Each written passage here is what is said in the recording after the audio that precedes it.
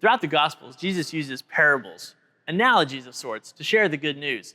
He talks about things that people know about in the world around them, things like feasting and wedding banquets, being sick, being a parent, being a child, cultural diversities and arguments, and so much more.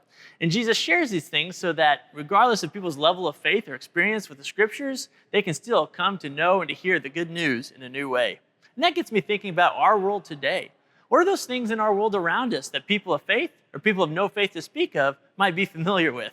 And I realize, is there anything more popular in our modern culture than superheroes? I mean, since 1938 in Action Comics #1, when Superman debuted, all the way till today, where some of the biggest movies at the box office have to do with our favorite superheroes, people of every generation have been familiar with superheroes.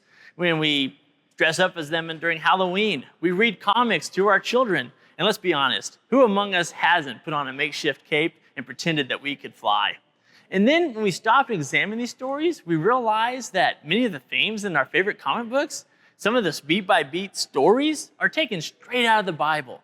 Themes such as being a light in the midst of the darkness, that there's great responsibility that comes with our gifts and the graces that we've been given, how what makes people super is not their strength, but the contents of their heart, how we are called to be a beacon of hope for the world, and that we are always more successful when we work together.